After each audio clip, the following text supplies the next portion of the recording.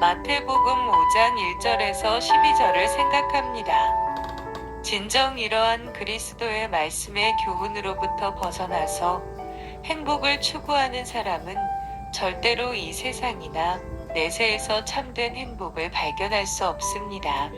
왜냐하면 참다운 행복은 사람이 하나님의 뜻을 알고 실천하는 삶 속에 있기 때문입니다.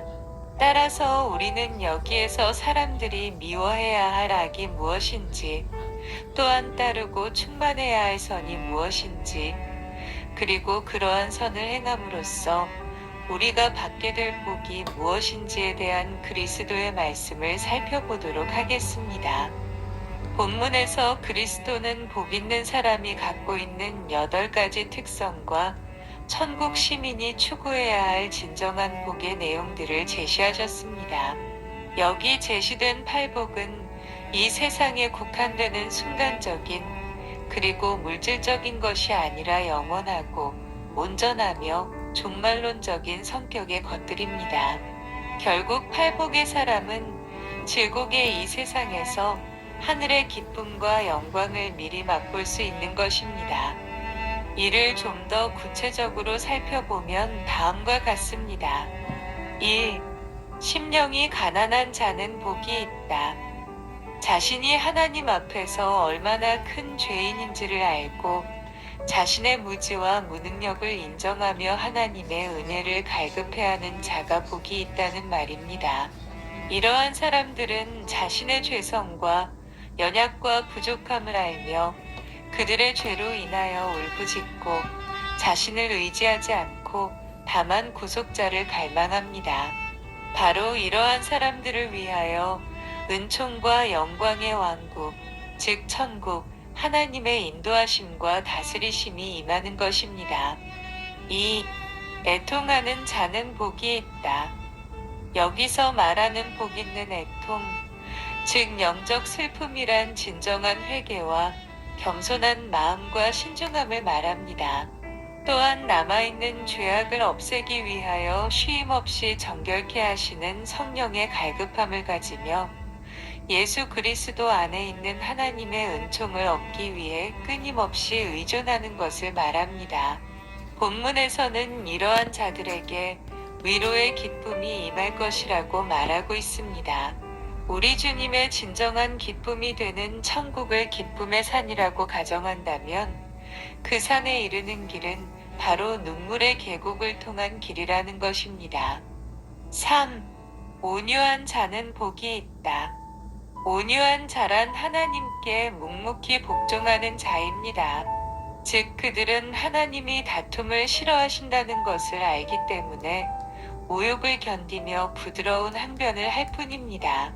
따라서 그들은 이러한 인내로 인하여 세상의 모든 것은 잃어버릴지라도 자신의 영혼은 지킬 수 있는 것입니다. 특히 이러한 온유한 마음은 예수께서 소유하신 것으로서 결국 이러한 마음을 지님은 예수님을 그 마음에 모시는 것과 같은 것입니다. 실로 이 세상에 사는 동안 노하기를 더디하며 절제하며 인내하며 유순한 사람들은 마음의 평안을 누리게 되며 예수님과 하나가 되어 그 어떤 위협과 박해로부터도 두려워하지 않게 됩니다. 4. 의에 줄이고 목마른 자는 복이 있다. 여기서는 의가 모든 영적 축복들의 기초가 되고 있습니다. 즉 이 축복들은 그리스도의 의로움 때문에 우리에게 부여된 것이며 이러한 축복을 확증하는 것은 하나님의 신실하심입니다.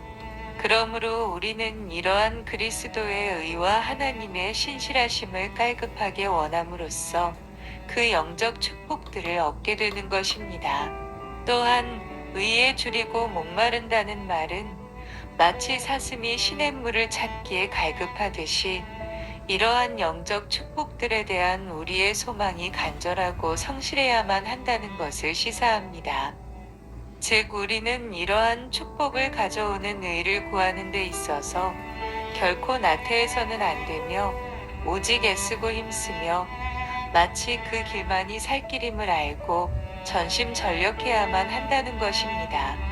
하나님은 이러한 마음을 가진 사람을 결코 외면하지 않으실 것입니다. 5. 긍휼히 여기는 자는 복이 있다.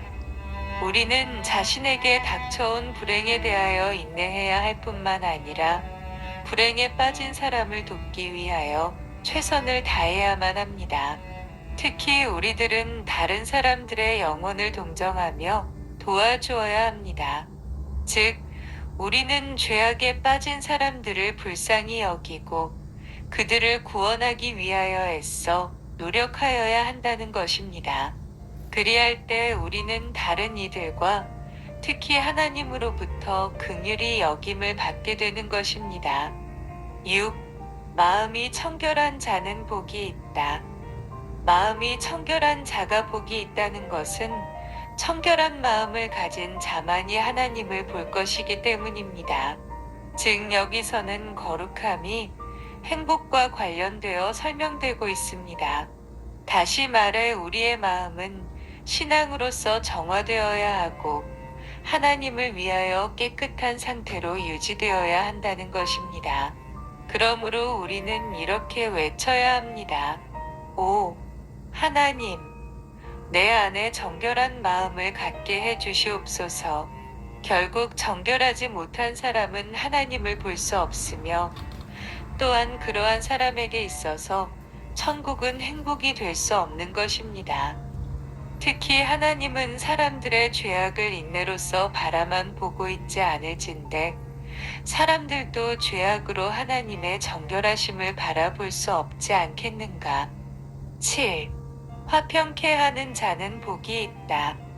화평케 하는 자들은 평화를 사랑하며 평화를 원하며 그 안에서 기뻐합니다.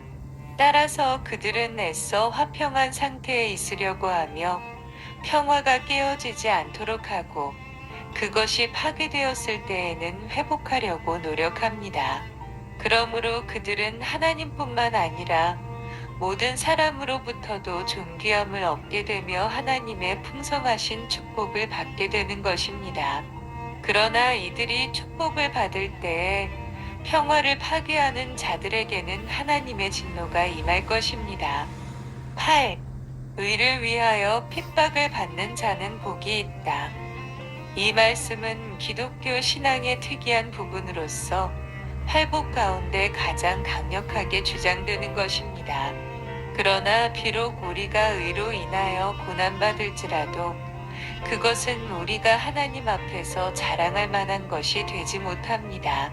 왜냐하면 하나님이 원하시는 의, 즉 하나님을 위하여 무엇인가를 희생하는 자들은 비록 생명을 잃어버릴지라도 최후에는 하나님으로 인하여 더 풍성히 받게 될 것이기 때문입니다. 이상에서 살펴보았듯이 예수님의 축복에 대한 가르침은 세상의 가르침과는 너무나도 다른 것입니다.